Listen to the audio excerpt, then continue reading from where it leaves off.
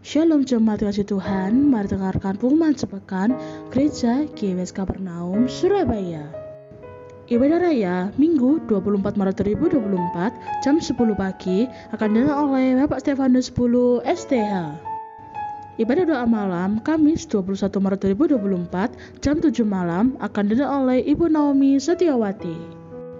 Ibadah wanita Sabtu 23 Maret 2024 jam 10 pagi akan dilakukan oleh Ibu Alvina Pindarano. Ibadah Youth Sabtu 23 Maret 2024 jam 7 malam akan dilakukan oleh Ibu Gembala. Ibadah sekolah minggu setiap hari Minggu pukul 11 siang bagi Bapak Ibu yang memiliki anak setelah sekolah minggu pukul 11 siang. Bersama Gereja dan Diakonia bisa BCA Dana OVO Shopee Pay dengan nomor sejahtera atas nama Samuel Wibowo. Perpuluhan dapat BCA di nomor sejahtera atas nama Samuel Wibowo. Bagi yang membutuhkan kursi roda dan beras dewasa dapat menghubungi Bapak atau Ibu Gembala ya. Subscribe channel YouTube GBS Kapernaum untuk dapat melihat video ibadah raya dan follow sosial media GBS Kapernaum untuk mengetahui informasi seputar gereja. Kami segenap jemaat GBS Kapernaum mengucapkan selamat ulang tahun bagi yang berulang bulan ini. Tuhan Yesus Kristus memberkati. Bagi Bapak Ibu yang duduk berselam dapat mengambil formulir pendaftaran Bapak Gembala Sidang. Bagi Bapak Ibu yang duduk doakan dapat mengambil Bapak Gembala di nomor 0838 579 330 10. Sekian pengumuman dalam minggu ini. Tuhan Yesus Kristus memberkati.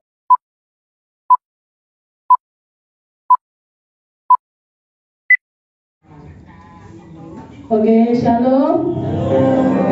Oke, sekali lagi shalom. Nah, kita akan mulai pada siang hari ini. Sebelum kita mulai bersama-sama kita berdoa. Tuhan, kami kembali bersyukur padamu pada pagi hari baik ini. Kalau kami boleh bersama-sama berkumpul di tempat ini dalam keadaan sehat, dalam keadaan yang kuat.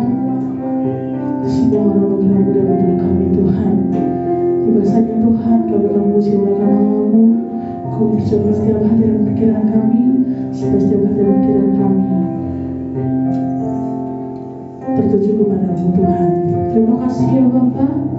Dan setiap doa dan permohonan kami serahkan ibadah hari ulang tahun Tuhan dari awal pertengahan ke akhirnya. Hanya dalam nama Tuhan Yesus Kristus. Haleluya. Amin.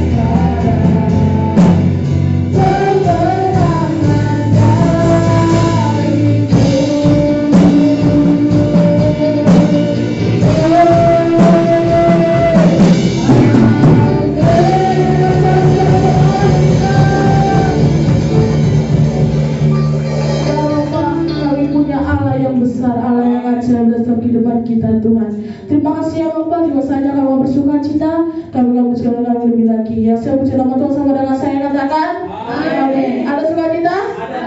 Siap berdangdut? Ngantuk Ivan.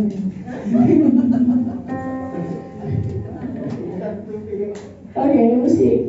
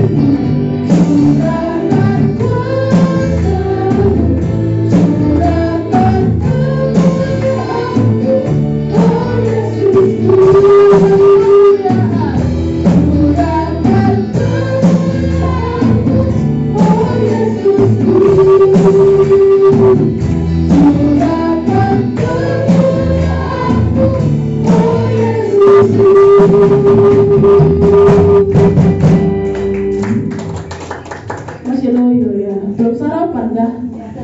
Oh belum, nanti makan di sebelah. Sebelum belum sama satu. Siap bersuka cita lagi? Waduh, kok pendetanya aja yang baru siap, semuanya nggak siap. Kita ulang ya, siap puji nama Tuhan? Siap. Nah,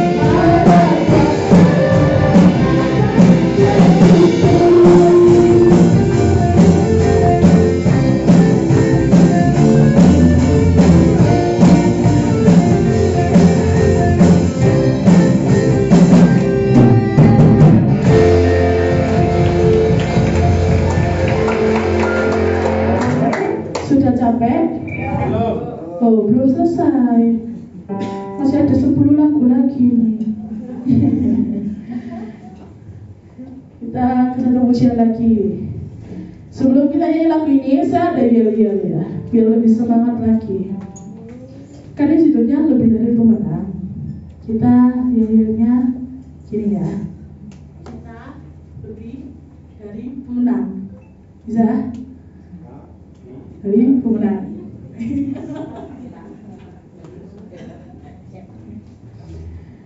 Kalau saya ngomong sudah siap, langsung ya. Oke. Satu, dijawab dulu ya. Satu, dua, tiga. Sudah siap?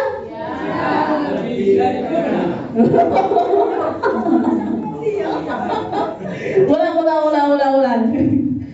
Sudah siap? Waduh, kurang semangat ini. Coba sekali lagi.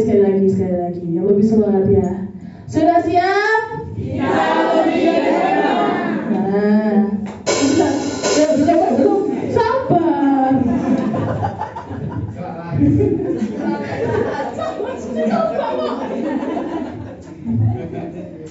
Ini udah serius ya, udah serius. Biar musiknya nggak ngomel aja. Sudah siap? Kita lebih dari pemenang.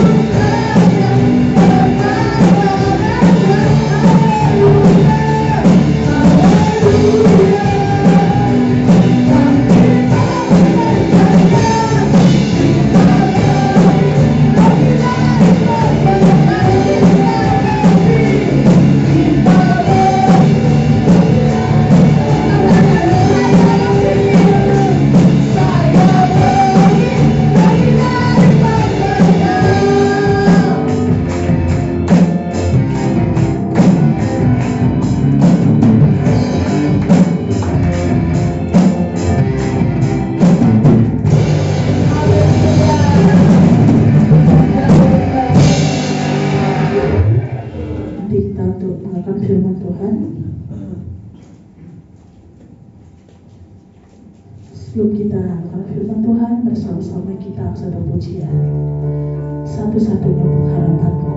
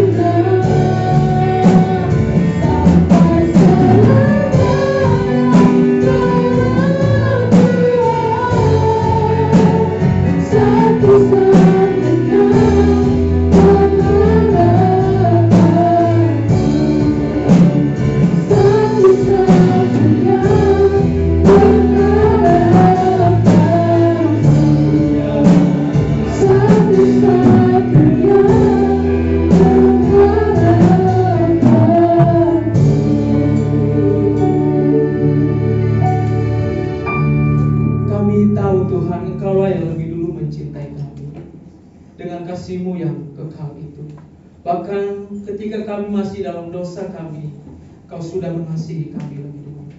Sebabnya Tuhan, ajari kami hari ini untuk terus membangkitkan cinta kami akan Engkau. Bahkan jangan sampai lebih rendah daripada cinta kami mula-mula kepada Engkau. Bahkan Tuhan, biar Engkau menemukan setiap kami pada siang hari ini, cinta kami kepada Engkau lebih daripada cinta mula-mula kami kepada Engkau. Terima kasih Tuhan. Sebabnya kami mau menunjukkan kasih kami mau menunjukkan cinta kami kepada Engkau dengan membuka hati kami kepada firman-Mu, dengan membuka telinga kami kepada kebenaran-Mu. Ajari kami hari ini Tuhan. Sampaikan apa yang menjadi isi hati Tuhan untuk kami semua. Karena Engkau sendiri berkata, jika Engkau mendengarkan suaraku dan melakukannya, Engkaulah yang mengasihi aku. Sampaikan isi hati-Mu Tuhan. Kami mau menangkapnya bersama-sama hari ini. Berfirmanlah kepada kami semua. Biarlah kami yang datang hari ini, kami pulang tidak sama lagi. Kebenaran-Mu memerdekakan kami, kebenaran-Mu mengubahkan kami, kebenaran-Mu memperbaharui kami. Terima kasih Tuhan. Dengan sukacita kami sambut firman-Mu dalam nama Yesus. Haleluya. Amin. Puji Tuhan. Shalom, Bapak Ibu Saudara. Ya. Satu sukacita bisa ketemu dengan Bapak Ibu Saudara kembali bersama-sama di tempat ini. Terima kasih buat Bapak dan Ibu Gembala yang sudah mempercayakan saya. Rasanya lama saya nggak kesini ya. Saya sampai sempat dalam hati kecil, apakah saya sudah dilupakan oleh sahabat saya di sini. Tapi puji Tuhan, ternyata beliau sakit ternyata Bapak Ibu Saudara, dan saya nggak tahu.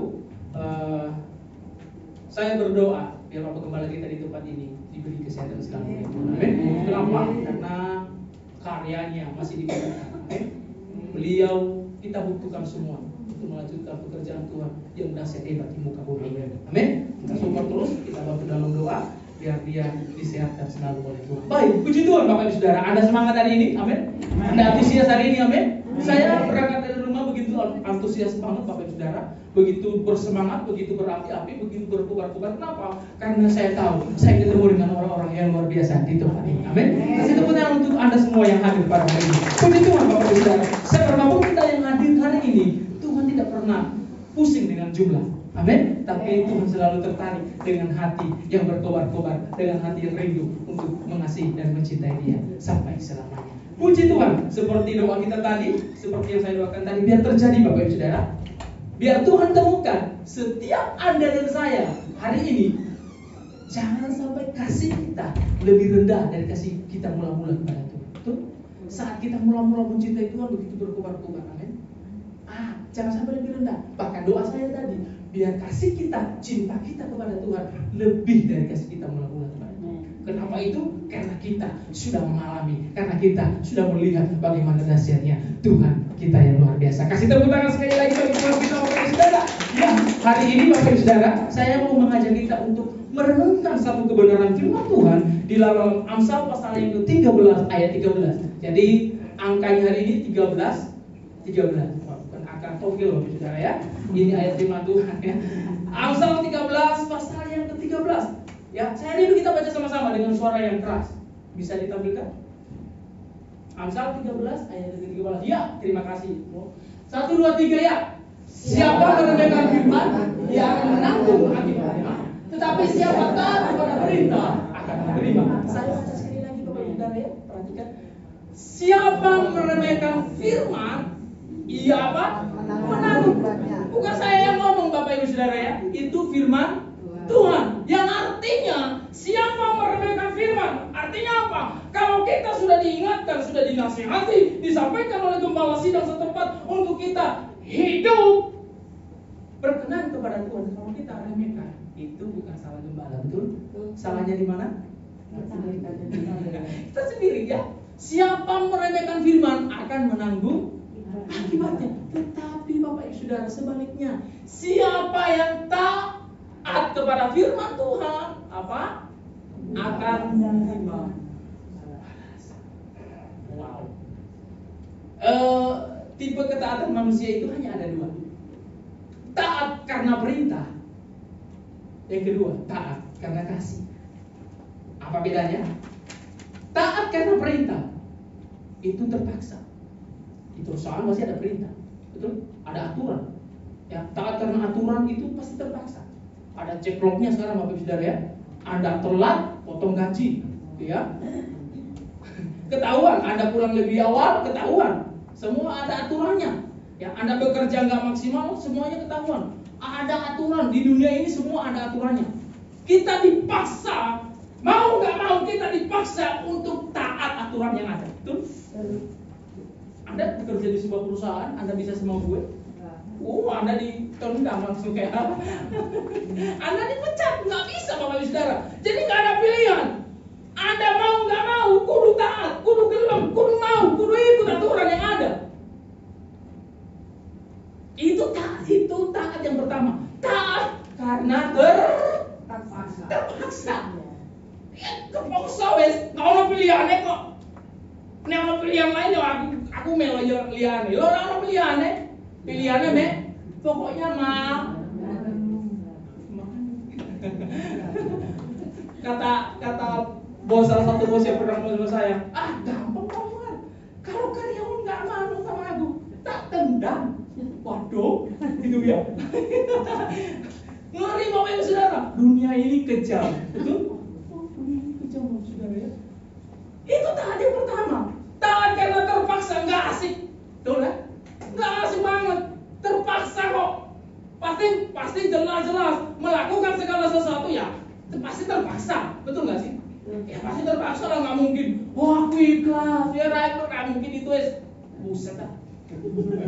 Lo ya nggak sih? Mau jelas-jelas aja kepaksa kok. Ya kan? Gua ada pilihannya kok. Contoh misalnya, ya. Anda disuruh masuk di perusahaan jam 6 pagi. Oh, boleh, aku masuk jam 6 pagi. Aku ikhlas loh. Gak mungkin. Ya. Iya, Bapak Ibu Saudara. Gak mungkin. Ya, gak asik banget. Kalau kita taat karena terpaksa, itu Tuhan gak suka. Tuhan cari yang kedua. Taat karena kasih. Siapa yang kasih contoh? Tuhan kasih. Yesus Tuhan kita. Amin. Dia taat sampai apa? Dia taat sampai apa? Sampai mati. Kasih tepuk tangan untuk gembala kita luar biasa. Dia memang pribadi yang setia Bapak Saudara. Saya bersyukur ketemu dengan orang ini. Dia benar diurapi secara khusus oleh Tuhan. Baik. Tuhan Yesus kita taat sampai mati tergantung di atas kayu salib. Kira-kira dia taat karena apa? Karena dia melakukan kesalahan? Karena kepaksa? Dia ada pilihan lain enggak? Loh, ada Bapak Ibu Saudara. Bisa nggak ketika dia disalibkan, dia perintahkan 1.000 malaikat untuk menolong dia? Bisa? Jangan bisa. Easy, kecil, gampang banget. Come on. Saya ulang, taat karena terpaksa, nggak punya pilihan lain. Hanya itu satu-satunya kepaksa. Tapi taat karena kasih, Anda memiliki opsi-opsi lain untuk Anda kerjakan. Tapi Anda memilih melakukan semua itu. Seperti Tuhan Yesus kita. Dia taat sampai mati. Bukan karena terpaksa, tapi karena dia mengasihi Anda dan Amin. Kasih tepuk tangan dong gitu. Ya. Taat karena kasih. Itu adalah satu kerelaan. Betul? Makanya saya percaya panggilan Tuhan dalam kehidupan orang percaya bukanlah sebuah keterpaksaan, tapi sebuah kerelaan. Anda perhatikan waktu Tuhan Yesus memanggil ke 12 murid apa? Katanya apa? Mari ikutlah aku. Kata mari itu apa? Dipaksa atau? Kata mari itu punya pilihan. Kalau saya bilang sama Pak Gembala ini, mari Pak Gembala ikut saya ke sini. Pak Gembala bisa nolak atau bisa iya atau bisa tidak? Bisa tidak. Iya, bisa iya, bisa tidak. Dia punya pilihan lain. Tuhan selalu bilang, mari. Dia mengajak, ajakan. Dia mau, kenapa? Dia nggak mau kalau anak saya ikut dia karena terpaksa. Dia mau kita taat kepada dia karena mengasihi dia seperti yang dia kerjakan untuk anak saya. Amin Pak. Amin. Ada bisa menangkap sampai di sini? Ya saya selesai khotbah jam berapa Pak? Wah terserah saya. Ya 3 jam. Siap ya? Siap. Saya kangen dengan Bapak Saudara di tempat ini. Ya, saya melihat orang-orang yang luar biasa. Beberapa kali saya pelayanan di sini dan saya selalu diberkati oleh pelayanan itu bukan hanya pendeta yang menyampaikan firman. Nah, Bapak Saudara ya, ada di baliknya. Bahkan firman Tuhan ini lebih dekat kepada saya. Itu firman Tuhan itu pedang bermata dua. Dan apa yang saya sampaikan kepada Anda hari ini, itu yang saya hidupi selama ini. Ya. Saya saksi di mana-mana. Untuk menjadi hamba Tuhan bukan cita-cita saya, bukan pilihan saya, bahkan jauh dari bayangan saya. Tapi kenapa saya bisa sama ada hari ini? Karena saya memilih taat karena saya mengasihi Tuhan. Ada opsi lain, Saudara. Tuh, opsi banyak sekali. Tapi kenapa saya memilih taat? Karena saya mau mengasihi Tuhan. Bapak Gembala di tempat ini, kenapa dia memilih melayani Tuhan? Apa ada kira karena dia mencari popularitas? No. Amin. Karena dia tahu bahwa Tuhan itu lebih dulu mengasihi dia. Sebabnya dia mau taat karena dia mengasihi Tuhan. Amin. Semoga Anda dan saya semua kita sama pagi hari ini, Bapak Ibu Saudara. Ya, saya kasih contoh 2 saja, nggak jadi 3 jam, Bapak Ibu Saudara ya. Saya kasih contoh 2, nanti saya dimarahin dengan Pak Samuel dan saya nggak dipanggil-panggil lagi di sini dan saya sedih. Ya. 2 Raja-Raja pasal yang ke-5. Kita melihat ada satu kisah, ada satu peristiwa, ada satu kejadian yang dahsyat di sana di dalam 2 Raja-Raja 5 ayat yang ke-13. Kita baca dari ayat pertama saja ya, biar kisahnya Anda bisa mengerti. 2 Raja-Raja pasal yang ke-5 ayat pertama. Saya baca Bapak Ibu Saudara ya, nggak apa-apa ya, biar nggak miss ya. Naaman disembuhkan, itu berikutnya. Ayat pertama, Naaman panglima Raja Aram adalah seorang yang terpandang di hadapan tuannya dan sangat disayangi, sebab oleh dia Tuhan telah memberikan kemenangan kepada orang Aram. Tetapi orang itu seorang pahlawan tentara yang apa? Sakit. Naaman ini seorang panglima besar. Oh, sangat dikasihi oleh raja. Tetapi ada kekurangannya, sakit. Pada zaman itu penyakit kusta ini adalah penyakit yang paling memalukan. Penyakit yang paling menjijikkan. Aduh, orang yang kena itu pasti minder dah. Yes. Ketemu orang aja, aduh gimana gitu ya. Enggak nyaman gitu ya. Merasa malu, rendah diri. Ini sedang aman. Ya. Seorang panglima, tapi dia mengalami sakit kusta. Ayat yang kedua dikatakan apa? Orang Arab pernah keluar bergerombolan dan membawa tertawan seorang anak perempuan dari negeri Israel. Ia menjadi pelayan pada istri Naaman. Seorang cewek ditawan, dibawa ke negeri A. Dia menjadi budak di rumahnya Naaman, dibawa daripada istrinya Naaman. Ingat, seorang budak di zaman dulu, tuannya bebas mau berbuat apa kepadanya. Mau dibunuh sekalipun, apa-apa. Loh, iya, karena hidupnya seluruhnya milik tuannya. Terserah tuannya mau apa, dia nggak akan diupah. Kalau sekarang pembantu diupah, betul? Ini budak, nggak ada, Bapak Ibu Saudara. Dia nggak ada upah. Jangankan upah, dia diapain apapun, dia dibunuh sekalipun, besar hukumnya. Budak kok. Artinya budak ini, dia nggak ada hak untuk hidupnya lagi. Terserah tuannya mau diapain, wes. Mujur-mujuran ini dapat tuan yang enak. Enggak, wah, ini aku dapat tuan seperti Pak Samuel sih enak. Dia dijamu terus, dikasih makan terus. Tapi kita dapat tuan yang bengis. Wah, ngeri Bapak Ibu Saudara ya. Disuruh apapun kudu manut. Wah, budak kok. Ya, kalau kita dibanding derajatnya dengan cewek ini yang kita baru baca tadi, yang ditaruh jadi budak di rumahnya Naaman ini, tuh rendah sekali dia. Betul? Kita masih jauh di atas semua. Gitu. Kita bersyukur hari ini kita nggak ada di titiknya.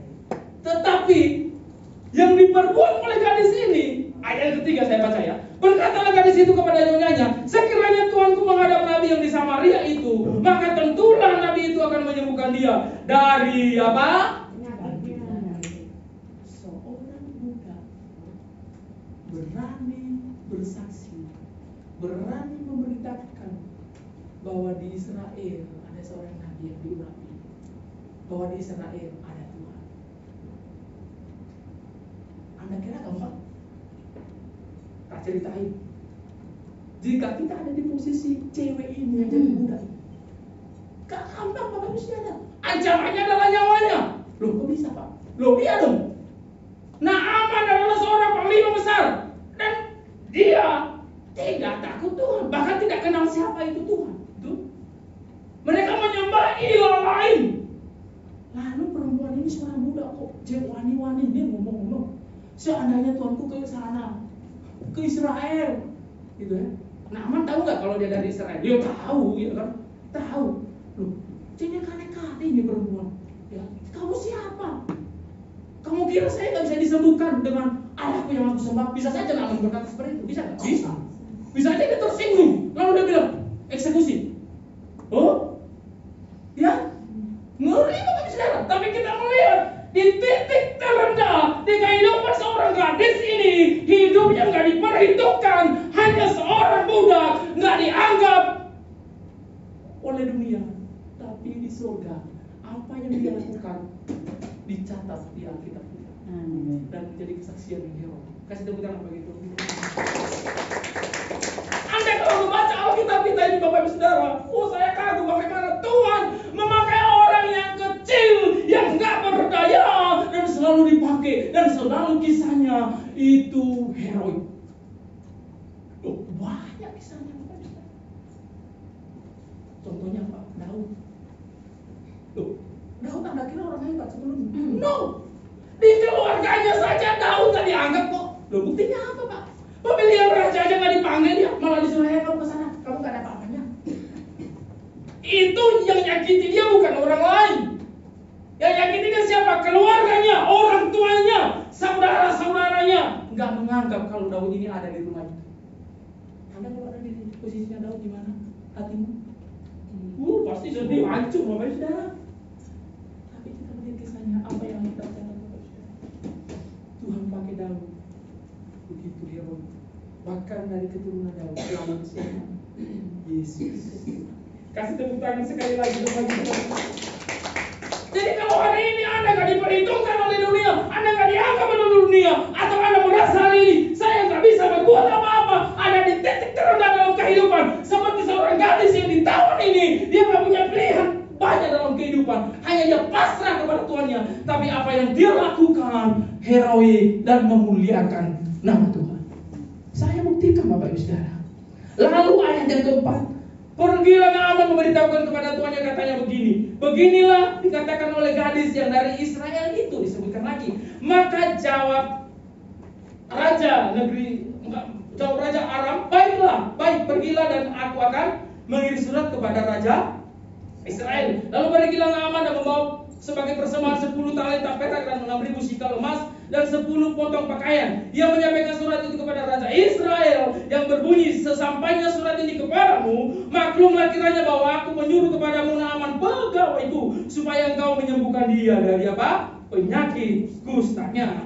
Jadi Raja Aram mengirim surat kepada Raja Israel supaya Naaman disembuhkan dari sakit kustanya. Ayat ke-7, segera sesudah Raja Israel membaca surat itu, digoyahkannya pakaiannya serta berkata, Allahkah aku ini yang dapat mematikan dan menghidupkan, sehingga orang ini mengirimkan pesan kepadaku supaya aku sembuhkan seorang dari penyakit kustanya. Tetapi sesungguhnya perhatikanlah, lihatlah, yang mencari gara-gara terhadap siapa? Terhadap apa? Kita melihat Raja Israel ini Bapak Ibu Saudara bukan orang yang takut. Bahkan kalau saya baca ini, dia nggak kenal Tuhan.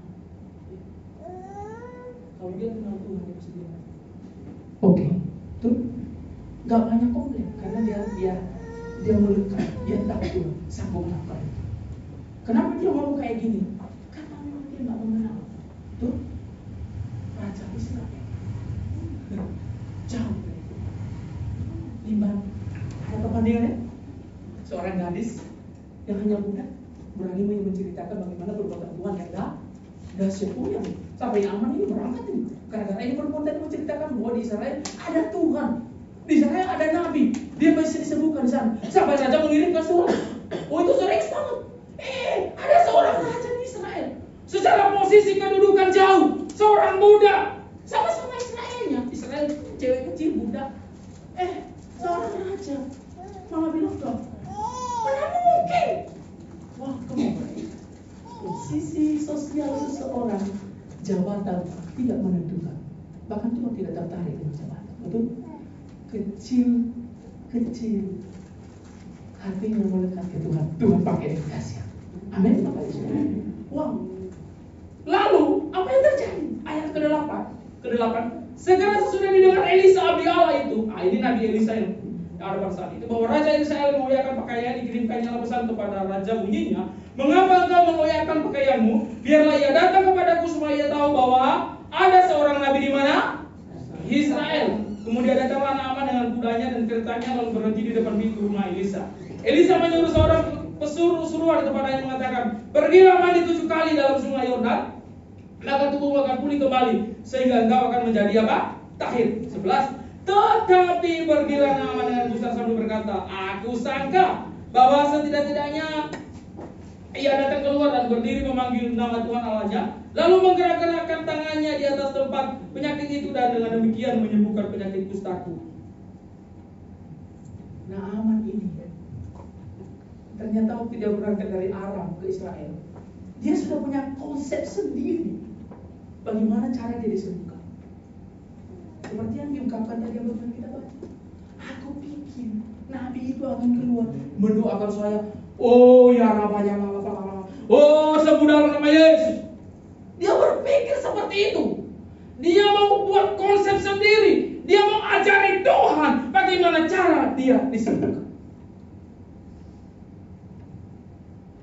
Kadang-kadang kita beberapa kali kita ada punya pola pikir seperti Naaman.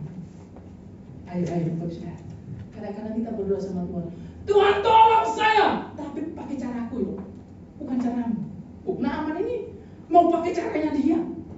Dia enggak, Nabi suruh dia mandi, celup, apa susahnya? Loh, enggak ada susahnya Bapak Saudara. Cuma suruh mandi, celup 7 kali lalu sembuh. Kesulitannya di mana? Enggak ada. Simple, gampang malahan. Naaman menolak, karena kenapa? Enggak sesuai dengan konsep yang dia pikirkan sebelumnya. Kadang-kadang Anda dan saya kecewa kepada Tuhan karena kita berdoa, lalu sudah kita punya konsep sendiri bagaimana Tuhan menjawab doa Anda dan saya. Sehingga kalau Tuhan tidak jawab sesuai dengan apa yang kita konsepkan, lalu kita berkata, loh, Tuhan saya nggak sih sama aku? Ini yang Naaman lakukan. Dia punya konsep sendiri, tapi Tuhan bilang, enggak. Cara Tuhan menolong Pak Samuel dengan menolong saya tidak bermasalah. Cara Tuhan menolong Bapak Ibu dengan saya tidak bermasalah. Kita nggak bisa memakai cara Tuhan menolong Naaman ini nanti yang disembuhkan. Nggak bisa. Kita sakit lalu kita cari sungai di Surabaya, kita celup 7 kali.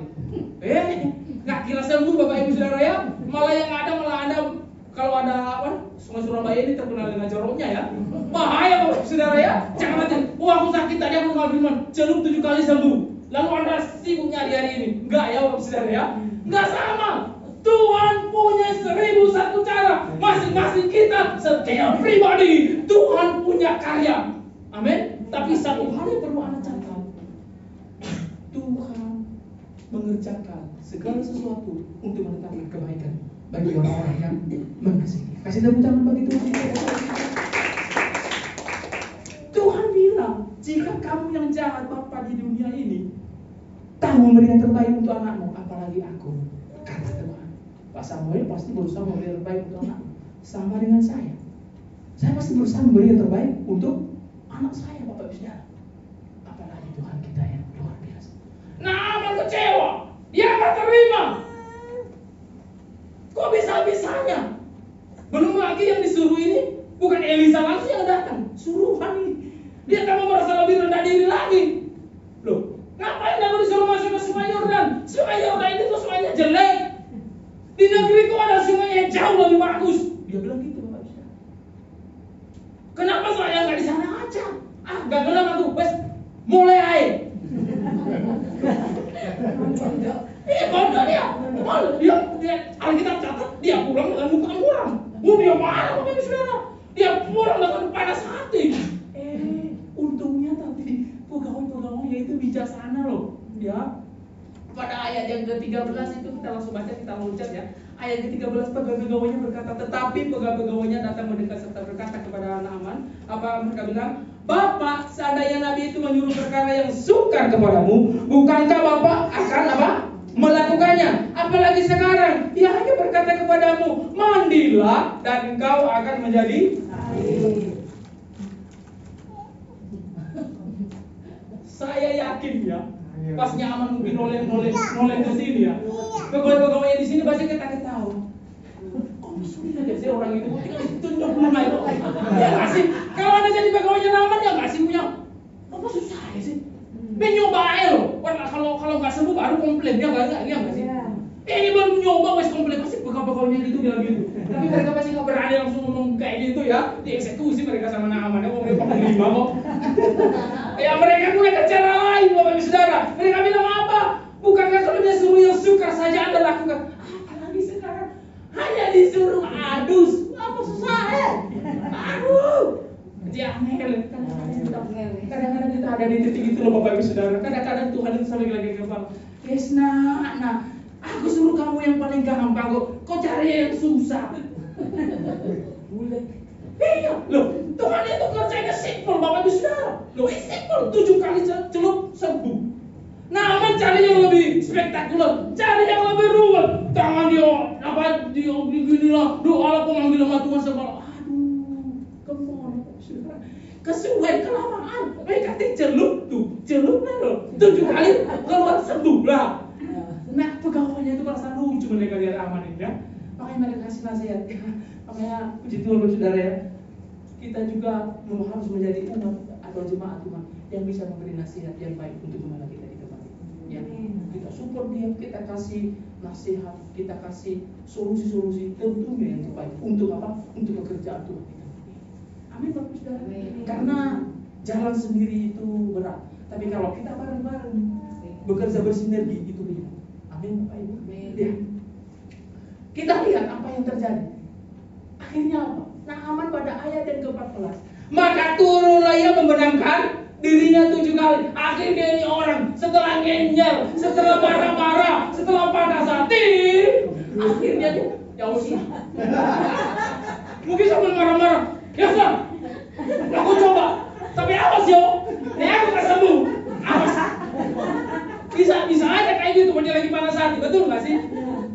Bisa aja Saudara kan dia nggak diekspresikan di sini kan, hanya ditulis bahwa maka turunlah ia membenamkan dirinya 7 kali dalam sungai Yordan sesuai dengan perkataan abdi Allah itu. Lalu pulihlah tubuhnya kembali seperti tubuh seorang anak dan ia menjadi apa?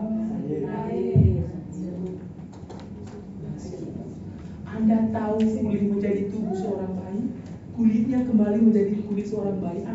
Anda ibu-ibu pasti tahu ya. Kulit seorang bayi kayak apa? Yang nggak sama dengan kulit saya, Bapak Saudara. Kulit saya sudah turun ini ya, buta kayaknya. Ya, kena matahari, kena hujan, kena badai, angin topan dan lain sebagainya ini. Ya makanya dia hasilnya kayak gini nih. Iya, ini luar biasa. Tuhan sembuhkan Naaman, kulitnya kembali seperti seorang apa? Aku pengen ya, Pak. Aku pengen kulitku kembali lagi seperti bayi, Pak. Saya yakin ketika Naaman masuk ke sungai itu pasti terpaksa dia. Usah. Tapi awas lah minum kasih buah. 1, lebih 2. Loh, kok ada perubahan nih sampai ke 6. Aku aja Nabi itu bohong Nabi. Terakhir 7. Amin. Mungkin Anda bertanya, kenapa Pak Anwar Naaman ini ditolong Tuhan? Lah kok dia nggak kenal Tuhan? Ayo, itu kalau Anda tanya ke saya hanya bilang itu kata-katanya Tuhan. Tuhan sedang menunjukkan bahwa di Israel ada Tuhan. Tapi Tuhan nggak bekerja sampai di sini. Ingat ya, titik awalnya tadi siapa? Hanya seorang budak. Amin. Seorang budak, cewek yang ditawar menjadi budak. Sampai panglima ini disembuhkan. Bukan hanya tubuhnya yang disembuhkan. Yang saya paling tertarik adalah endingnya Naaman ini menjadi orang yang percaya. Berkat siapa? Diawali oleh siapa tadi? Kasih tepuk tangan Bapak Ibu Saudara. Terkadang kita berpikir bahwa saya nanti berkarya kalau saya sudah kaya raya, punya segalanya. Karena saya baru buat ini, baru ini. No, kelamaan kesulitan Bapak Ibu. Ya, apa yang kita punya hari ini? Apa yang kita bisa buat hari ini? Kerjakan itu. Bukan karena terpaksa, tapi karena kita mengasihi Tuhan. Itu sebabnya saya percaya ketaatan itu bukanlah sebuah keterpaksaan, tapi ketaatan yang benar adalah sebuah kerelaan. Karena contohnya, rule-nya adalah Tuhan kita sendiri. Kalau dia nggak rela Bapak Ibu Saudara, kalau dia terpaksa, nggak mau Ibu Saudara. Oh dia doa saja di taman Getsemani, Bapak kalau boleh calon ini berlari. Kalau nggak jadi hari itu ya sudah selesai kita Bapak Saudara ya. Nggak jadi karena penebusan. Tapi dia memilih taat. Bukan karena dia nggak punya pilihan lain, tapi karena dia rela, karena dia mengasihi anak dan saya. Amin Bapak Ibu. Ya. Nanti kalau kita baca ayat ke-17, saya loncat. Dia kasih hadiah kepada Elisa, Elisa menolak. Akhirnya dia bilang ayat ke-17, akhirnya berkatalah Naaman, jikalau demikian biarlah diberikan kepada hambamu ini tanah sebanyak muatan sepangkal pagal, sebab hambamu ini tidak lagi akan mempersembahkan korban bakaran atau korban sembelihan kepada Allah lain kecuali kepada siapa? Tuhan. Dahsyat. Naaman percaya kepada Tuhan. Naaman menetapkan hati percaya kepada Tuhan yang Israel. Sejak kapan? Sejak hari itu. Diawali oleh apa tadi saya bilang? Seorang budak, seorang cewek yang diperhitungkan. Gak ada alasan bagi kita Bapak Saudara untuk kita tidak untuk mengerjakan pekerjaan Tuhan di muka bumi. Apalagi kalau kita sihat kuat, kalau kita bilang besok ya, jadwal pelayanan kita minggu ini, minggu depan aku ya, tunda saya ya. Hati-hati Bapak Saudara. Ya, rekan saya nggak mengenal mungkin, tapi ini lihat. Firman Allah bilang pagi kuat segar, sore sudah layu. Itu kehidupan manusia. Pagi siang, sore sudah berangkat. Hamba Tuhan, teman saya, rekan saya, pelayan Saudara, jam 10 tadi sudah dimakamkan di Keputih Bapak Ibu Saudara. Pagi-paginya sehat bukan? Siangnya itu enggak tanpa penyakit. Saya aja kaget. Karena saya tahu betul orang ini jaga kesehatan. Paginya saya si istri yang bilang, Pak Anwar, paginya suami saya masih mimpi pujian, masih nyampaikan renungan doa pagi saat teduh. Semangat Pak Adi nyanyi-nyanyi. Lah kok siang sudah enggak ada. Jika kita diberi kesempatan hari ini, pakai itu untuk kemuliaan Tuhan. Amin Bapak Ibu. Seorang budak ini di titik terendah dalam kehidupan, dia mau taat. Dia pakai kesempatan itu. Dia tahu Naaman sakit kusta. Ini kesempatan saya memberitakan Injil, menyampaikan bahwa di Israel ada Tuhan. Amin. Kadang-kadang Tuhan memakai kesusahan kita. Kadang-kadang Tuhan memakai kekurangan kita. Kadang-kadang Tuhan memakai siapapun kita. Terlepas kekurangan kelebihan kita, Dia pakai kita di tempat-tempat yang enggak kita bayangkan. Kadang kita enggak suka ada di sana. Saya yakin perempuan ini enggak suka, enggak suka dia ada di sana. Masa itu impiannya dia? Masa nanti cita-cita saya ada kan yang di sini bercita-cita mau jadi budak apa gitu? Wah ada. Saya yakin juga dia sama bukan saudara. Tapi dia masih oke. Wah saya kira ini makanya saya bilang jika kita taat Tuhan akan menolong. Amin. Jika kita taat Tuhan akan menolong. Caranya kok udah Pak sudah habis waktu Pak. Kalau sudah habis saya amin ini Pak. Belum ya? Lanjut 1 jam lagi siap. Ya, saya kasih contoh satu lagi untuk meneguhkan Bapak Ibu Saudara. Ya. Kalau yang tadi, kalau kita taat, Allah akan menolong kita. poin yang kedua.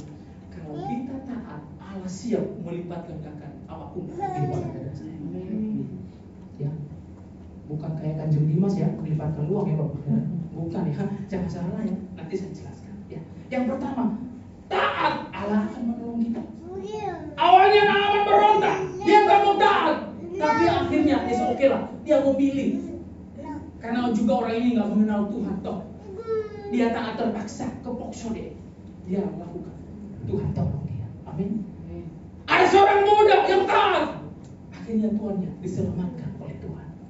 Ada seorang Nabi Elisa di Israel yang hidupnya taat kepada Tuhan, melakukan tepat seperti yang diperintahkan oleh Tuhan. Bahkan dia dikasih persembahan sekalipun dia tidak menerima. Dia bilang kepada Naaman, aku ini hanya seorang hamba. Aku bukan siapa-siapa. Saya tidak akan menerima apapun dari engkau, karena yang menyembuhkan engkau bukan aku. Siapalah aku ini? Itu Elisa. Yang menyembuhkan kamu adalah aku. Wih, keren saudara ya. Luar biasa. Kita lihat poin yang kedua yuk. Di dalam 1 Raja-Raja pasal yang ke-17. Ini tidak kalah heroik Bapak Ibu Saudara, ya. Saya tidak akan baca ayatnya urut lagi. Sebenarnya kita harus baca ya. Saya baca ayat yang ke 12 saja, dimulai dari 12 ya. Oke. Dari 12. 1 Raja-Raja 17 ayat 12. Perempuan itu menjawab, demi Tuhan Allahmu yang hidup, sesungguhnya tidak ada roti padaku apa? Sedikit pun, kecuali segenggam tepung dalam tempayan dan sedikit minyak dalam buli-buli. Dan sekarang aku sedang mengumpulkan 2-3 potong kayu api. Kemudian aku mau pulang dan mengolahnya bagiku dan bagi anakku. Dan setelah kami memakannya, maka kami apa? Akan mati. Ayat 13. Tetapi Elia berkata kepadanya, janganlah takut, pulanglah, buatlah seperti yang kau katakan. Tetapi buatlah lebih dahulu bagiku sepotong roti bundar kecil daripadanya, dan bawalah kepadaku. Kemudian barulah kau bawa bagimu dan apa? Bagi anakmu. Sebab beginilah firman Tuhan Allah Israel, tepung dan dalam tempayan itu tidak akan habis, dan minyak dalam buli-buli itu tidak akan berkurang sampai pada waktu Tuhan memberi hujan ke atas muka bumi. Ini kisahnya Bapak Ibu Saudara, terjadi kekeringan. Ya, hujan tidak turun selama 3,5 tahun. Lalu sebelumnya Elia ini ada di sungai kering. Karena lamanya musim kemarau, hujan nggak turun. Sungai itu pun ikut ke kering. Akhirnya firman Tuhan datang kepada Elia. Pergilah ke Sarfat. Di sana ada seorang janda yang memelihara kamu. Kira-kira kalau Anda disuruh seperti itu, Anda belum? Harusnya yang benar, yang masuk logika. Hei Elia, pergilah ke sana. Ada seorang konglomerat punya segalanya akan memelihara kamu. Ya, itu yang benar. Tapi Tuhan bilang apa ke Elia? Pergilah ke Sarfat. Di sana ada seorang janda yang akan memelihara kamu. Waduh, gitu ya. Tapi kita lihat Elia ini marah dan dia pergi. Dia ketemu dengan seorang janda itu.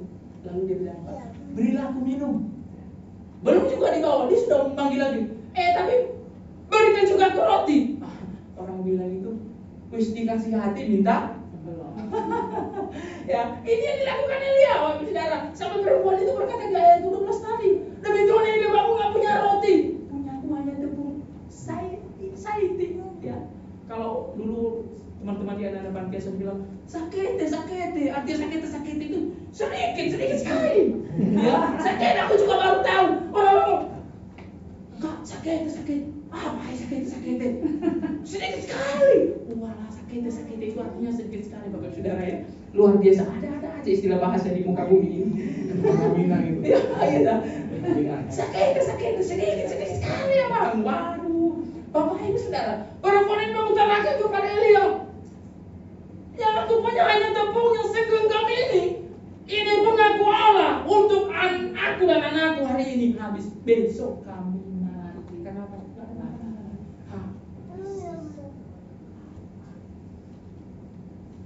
Bapak Ibu Saudara, jika kita ada di di posisi janda ini, saya yakin kita akan ngomong yang sama. Tidak gampang. Anda kaya, lalu datang seorang minta, berikan aku beras 1 karung dong. Gampang nggak ngasih? Gampang, Anda kaya. 1 karung, nggak 5 sekalian dah. Anda punya Bapak Ibu Saudara. Tapi come on, jika Anda punya di rumah beras 1 kilo, lalu datang orang, Pak Samuel, minta tolong kasih saya beras 1 kilo. Anda hanya punya 1 kilo, orang ini minta 1 kilo. Tuh.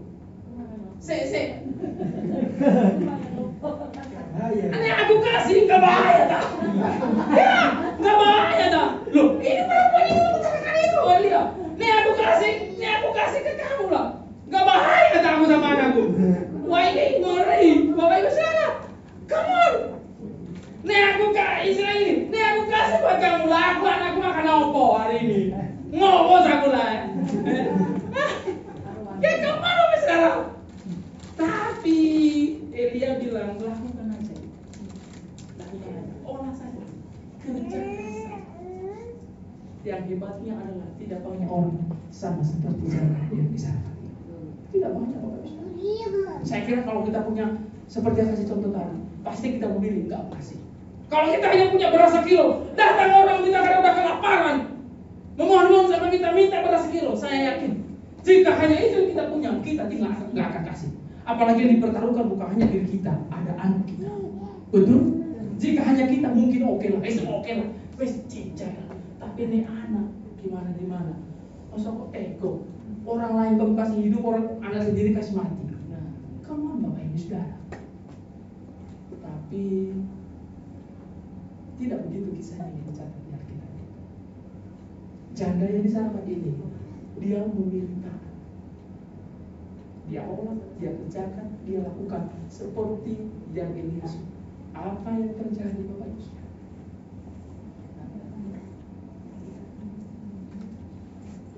Tepung itu tidak pernah. Tepung yang sedikit tadi tidak pernah. Minyaknya juga tidak pernah. Kasih tepuk tangan.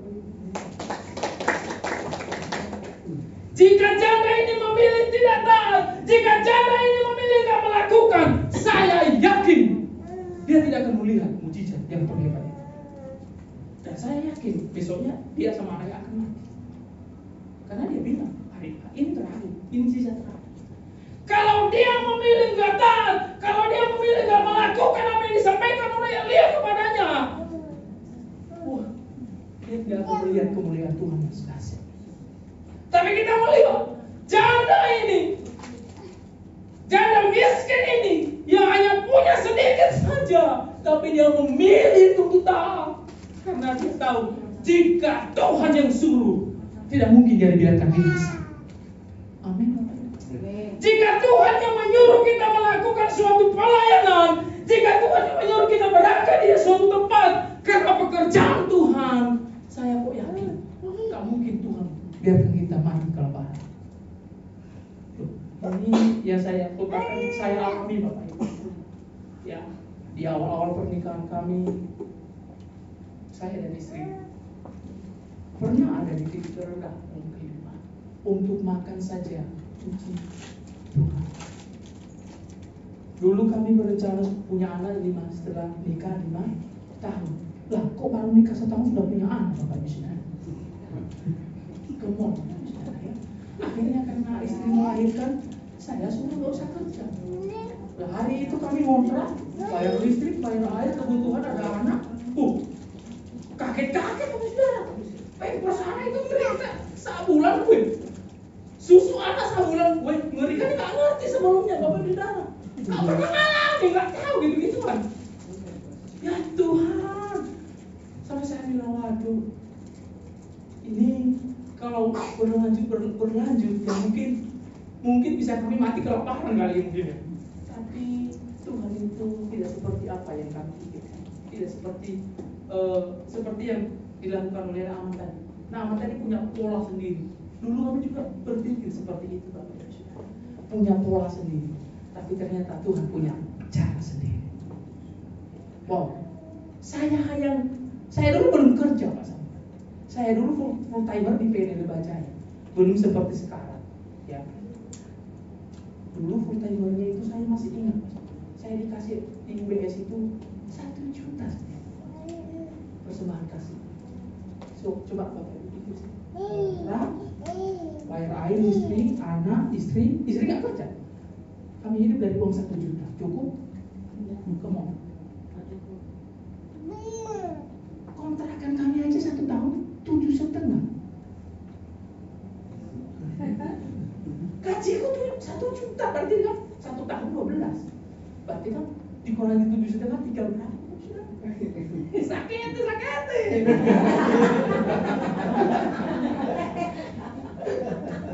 Susu dan pampers anak sebulan paling sedikit berapa? 1 juta itu paling sedikit Bapak Ibu, aku hitung hari itu. Itu sudah kasih anak sedikit sakit. Come on Bapak Ibu Saudara. Hari itu kami pernah makan Bapak Ibu Saudara, saya dan istri. Ya, saya nggak bawa di hari karena sebenarnya hari ini ada undangan ke gereja lain. Bukan undangan pelayan, enggak. Diundang untuk hadir aja suatu acara. Kami berbagi Bapak Ibu. Kamu datang ke sana, saya datang ke hamba Tuhan yang diurapi di sini. Ya. Kami pernah makan 1 telur dibagi 2 Bapak Ibu Saudara, sakit, ya, dibagi 2 dan dibagi 2 itu untuk 1 hari Bapak Ibu Saudara. Jadi pagi makan berarti seperempat kan? Ada ketawa ngece ya. Nah, tapi ini realita kehidupan. Kami pernah ada di titik ini. Istri saya bilang, lama-lama kalau kayak gini kita mati kelaparan. Aku bilang sama dia, Tuhan yang memanggil saya, Dia bergelar setia. Tidak mungkin kita dibiarkan sampai mati kelaparan. Hari ini apa yang ada itu yang kita makan. Kalau sampai kita mati kelaparan, tak apa. Bukan hanya kita yang malu, Dia juga ikut malu. Loh, saya kenapa berani kayak gini? Karena saya tidak ada pekerjaan lain selain melayani. Loh, kalau saya mati kelaparan, saya hamba Tuhan. Loh, laparannya Tuhannya kau pelihara, iya nggak sih? Saya bilang gitu sama istri saya. Oh, istri saya langsung bilang, oh amin ya. Oh, dalam hati saya, oh dia amin. Mau cepat di sini juga amsyong gitu. Amsyong. Kenapa? Karena bukan hanya mempertaruhkan diri saya, mempertaruhkan istri dan anak saya, Bapak Ibu Saudara, satu-satunya. Oh, gampang Anda ketawa hari ini. Hari itu saya sampingnya minta ampun Bapak Ibu Saudara ya. Terus setiap malam sujud, Tuhan tolong, Tuhan kirim berkat ya, Tuhan buka jalannya. Saya punya tapi wah, saya yakinlah Tuhan akan mengirim beras yang banyak, mengirim pampers yang banyak. Seperti Naaman tadi, membuat cara sendiri. Beritanya nanti aku mendoakan saya, goyang-goyang tangannya terus bagi saya. Dia punya pulau sendiri. Saya juga sama Bapak Ibu Saudara. Saya pernah berpikir seperti itu. Tuhan akan kirim pampers, beras. Saya kirim Bapak Ibu Saudara. Sampai minggu saja. Mau tanda-tanda pengirim.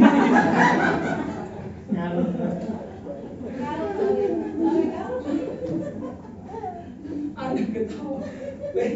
Itu realita kehidupan Bapak Ibu Saudara yang kami lewati. Dan Anda tahu, Tuhan pelihara kami. Ada seorang tetangga, dia orang Medan, orang Batak. Dia kerja itu hanya sebagai seorang pembantu rumah tangga. Udah pulang ke Medan sehari itu. Saya sedih kalau saya ingat.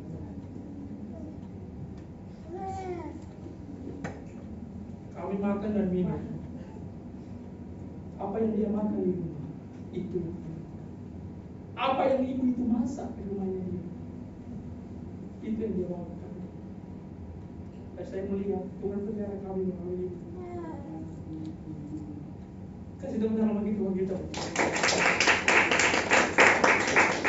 Isim Tuhan menolongnya bukan dari orang Depok.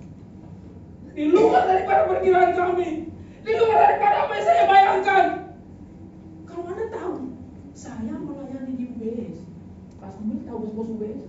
Itu orang kok, saya nggak sambung lagi kekayaan. Ada? UBS. Ya, Makanya kok nggak asing wajah saya. Saya kok kamu ganteng banget. Loh, Bapak Ibu saudara, pernah saya berpikir gini. Kan setiap pagi saya pimpin doa itu. Dia hadir langsung bos-bos ya Bapak saudara. Pemilik UBS yang langsung yang hadir. Dan mereka melihat kami. Saya istri dan anak masih di gendong. Saya pimpin doa setiap pagi. Merasa Tuhan tolong jamah hatinya saya. Dia kirim ke satu karung berasa. Jangan sakit ente. Sampai seperti itu Bapak Ibu saudara. Sampai kadang-kadang saya curi-curi. Dari sebelah. Jam. Nggak terjadi jamaah. Tuhan bilang, enggak nak. Aku melihara kamu. Bukan dari orang itu. Bukan dari si A si B. Bukan dari orang-orang yang kamu anggap sanggup menolong kamu. Aku mau seperti Elia dipelihara oleh seorang janda yang hanya punya sedikit saja tepung. Tapi Elia dipelihara. Hidup dipelihara oleh seorang janda yang hanya punya sedikit. Kamu alami itu Bapak Ibu. Apa yang dia masak itu, apa yang dia kirim itu. Kalau dia nggak kirim seandainya dia nggak kirim Bapak Saudara, kami nggak makan. Dan kami bersyukurnya ibu itu tidak pernah lupa untuk kirim. Kalau dia sampai lupa kirim, aksiom Bapak Saudara ya. Tuhan aku. Tapi setelah saya melihat ternyata Tuhan, Engkau punya cara sendiri untuk menolong. Gak seperti cara yang kami bayangkan, gak seperti cara yang kami pikirkan. Tapi it's okay Tuhan. Tuhan yang penting Tuhan, Kau biarkan kami mati kelaparan. Yang penting kami bisa makan. Karena Tuhan bilang, ada makanan, ada minuman, cukup. Hari ini kami bersyukur oleh kemurahan Tuhan, oleh anugerahnya kami mengambil rumah di perumahan Alam Sidoarjo Bapak Saudara. Ya, kami mencicil di bank Saudara ya. Ya, maksudnya kredit Bapak Saudara ya. Ya, cicil maksudnya ya. Ya, saya berguru saja. Ya, kredit di bank Saudara, tapi tidak apa-apa. Kami bersyukur. Saya pulang pelayanan yang kemana, pulang ke rumah rasanya kok pulang sendiri. Puji Tuhan. Intinya begini. Apa yang Anda punya hari ini? Mungkin menurut pikiran Anda terlalu sedikit. Jangan berkecil hati. Tuhan bisa pelihara Anda dan yang kasih hidup. Jika janda ini di saat ini karena dia taat kepada Tuhan, bisa dipelihara oleh tepung yang selegam itu. Apa yang kita punya hari ini, Tuhan bisa pakai itu untuk melihara hidup kita. Amin. Mari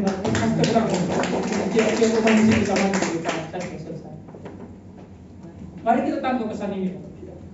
Jangan pernah berhenti berharap kepada Tuhan. Jangan pernah membatasi Tuhan untuk menolong Anda dan saya. Jangan pernah memakai cara pola pikir Anda dan saya. Tuhan pakai caranya untuk menolong kita. Biar caranya sendiri, biar karyanya Tuhan sendiri yang sempurna terjadi. Amin. Kunci E.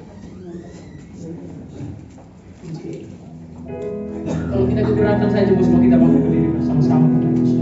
Kita renungkan firman Tuhan ini sejenak saja, biar menjadi rema, menjadi kekuatan. Sekali Yesus, selamanya Yesus, harapan. Amin.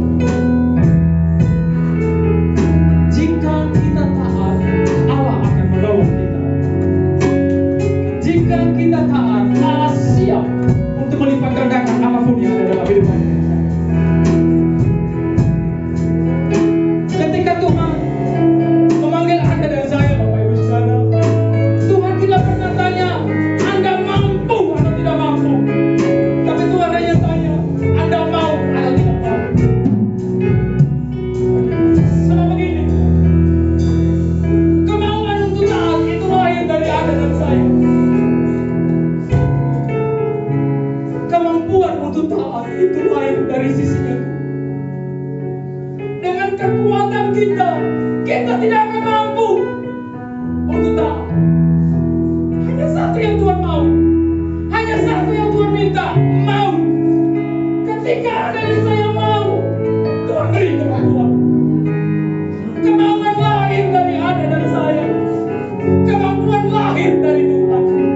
Dia yang memampukan kita. Sebab memang itu tugasnya dia. Dia hanya minta Anda dan saya mau saja, mau taat, mau nurut apa yang dia suruh. Wow.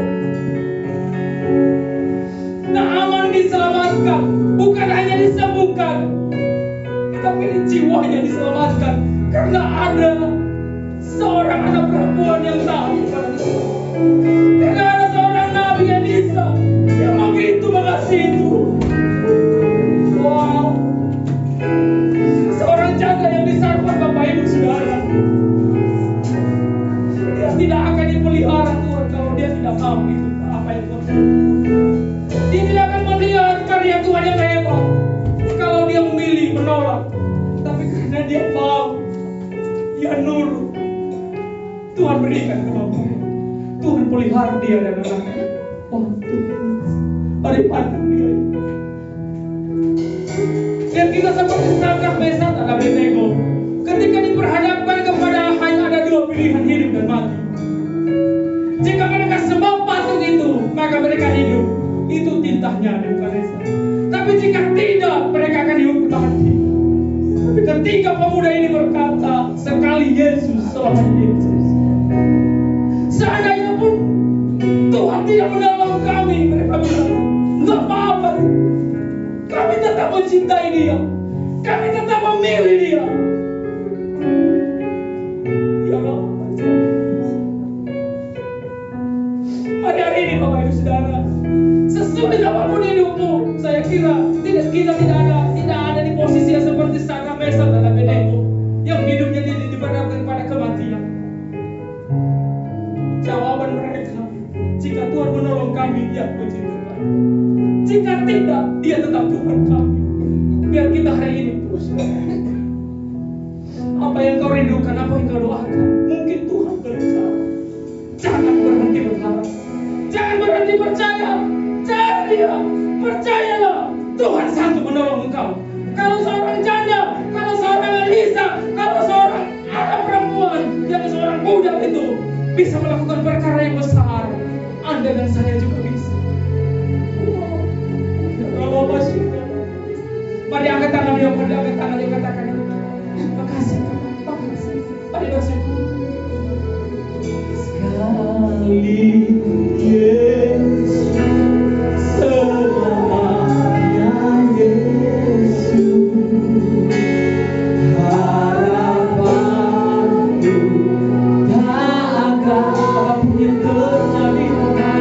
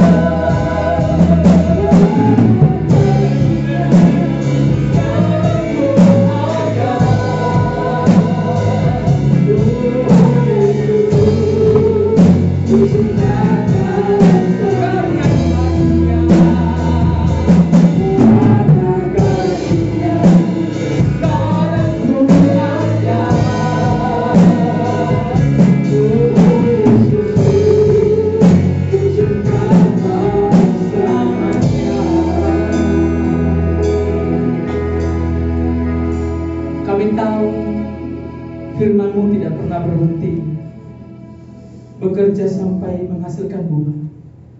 Kami mau Tuhan, kami mau hari ini untuk taat kepada Engkau.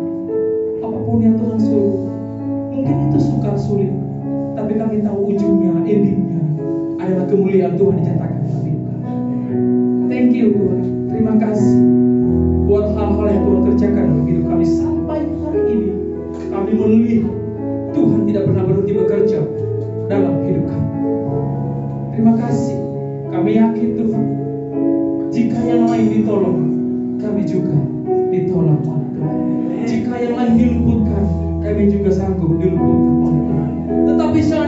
Walaupun tidak, Engkau tetap Tuhan dan Raja dalam hidup kami. Terima kasih Bapa. Keraikan firman-Mu, biar kami pulang membawa pesan ini di hati kami masing-masing. Kami kerjakan untuk kemuliaan nama Tuhan. Bukan terus hati kami, buat kami terus berpaut kepada Engkau. Buat kami setiap semakin hari semakin mencintai Engkau. Biar kami taat bukan karena terpaksa, tapi kami taat karena suatu kerelaan, karena kami mengasihi Tuhan. Terima kasih dalam nama Yesus. Kami sudah dengar firman-Mu dan bersyukur. Haleluya. Amin. Silakan kembali Bapak Saudara, saya berikan. Saudara semuanya untuk balik berdiri bersama-sama. Kita mau satu pujian. Kami memuji bersama.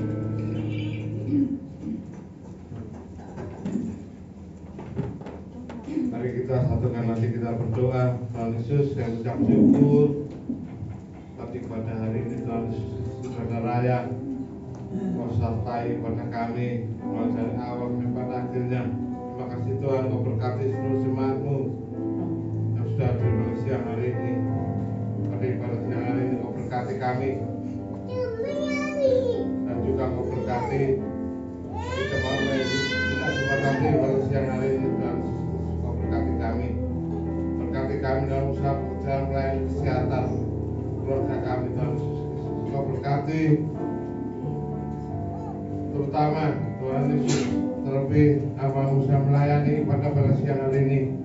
Kau berkati Bapak Anwar Warubu yang sudah menyampaikan pesan firman-Mu siang hari ini. Kau berkati pelayanannya semakin hari semakin indah di hadapan-Mu Tuhan Yesus. Berkati keluarganya, berkati istri, anaknya Tuhan Yesus, kecil dalam sekolahnya. Terima saudara menjaga perlindungan-Mu Tuhan Yesus. Kau tutup buku dasar-dasar kau saudara-Mu. Kau berkati Tuhan Yesus. Saudari Michelle sudah jadi kontributor pada ibadah siang hari ini. Kau berkati pelayanannya. Makin hari semakin indah Tuhan Yesus. Kau berkati Saudari Yohana dan Ibu Desi dan melayani sebagai singer. Kau berkati dan melayani mereka semuanya semakin indah di hadapan-Mu. Kau berkati Saudara Yeskel sudah melayani sebagai operator ICT. Kau berkati Saudara Andreas dan sudah melayani sebagai sound mixer. Kau berkati pelayan mereka sebagai indah di hadapan-Mu. Kau berkati Ibu Swati dan Ibu Ati Asih sudah melayani sebagai kolektan. Kau berkati pelayan mereka sebagai indah di hadapan-Mu. Kau berkati para pemain musik. Kau berkati Saudari Melody yang sudah memainkan piano, Saudara Yoel yang sudah memainkan bass, Saudara Bima yang sudah memainkan gitar, Saudara Yosua sudah memainkan drum. Kau berkati pelayan mereka Tuhan semakin hari semakin indah di hadapan-Mu. Kau berkati Kutati yang saya melayani dalam bagian pengumuman. Kau berkati dan pelayanan semakin hari semakin indah di hadapan-Mu. Kau berkati Saudara Yohana dan Saudara Yohana saya melayani pada sekolah minggu. Kau berkati pelayanan mereka semakin hari semakin indah di hadapan-Mu. Kau berkati kami berdoa Tuhan Yesus buat seksi dokumentasi setelah telepon. Kau berkati pelayanan semakin hari semakin indah di hadapan-Mu. Kami berdoa Tuhan untuk mereka yang sakit Tuhan Yesus. Kau berkati Ibu Esther Wiwin. Kau jamah pulihkan kakinya Tuhan Yesus Kristus, supaya Tuhan dia bisa kembali beribadah waktu ini. Tuhan Yesus Kau berkati. Kau juga sembuhkan saudari Nia Walu Tuhan Yesus sakit. Tuhan saat ini kiranya tangan kuasa saudari menjamah memulihkan baik Ibu Esther Wiwin dan saudari Nia Tuhan Yesus. Dan kuasa-Mu yang percaya Kau hancurkan segala kuasa sakit penyakit saat ini dalam nama Tuhan Yesus Kristus. Saya percaya Tuhan mereka menerima kesembuhan daripada Kau dalam nama Tuhan Yesus. Kau berkati dalam memberikan persembahan. Kau kembali berkat lipat kali ganda. Kau tutup buku si kami semua kuasa dalam, tutup buku keluarga, kesehatan atau benda perjalanan kami. Jangan kami dalam malapaya, kecelakaan depan saya penyakit orang jahat, dan segala gangguan serangan kuasa kegelapan, dan salam eksis salam kali pada masa depan. Dan kau curahkan berkat uang, makan kesehatan, bukan damai serta menjaga dalam kehidupan kami. Mari kita terima berkat Tuhan. Tidak berkat dari Allah Bapa, kasih dari Tuhan Yesus Kristus, tapi dalam kudus dan mentai kami saat ini sampai selama-lamanya. Mari kita berdoa. Bapa kami di surga, dikuduskan namamu.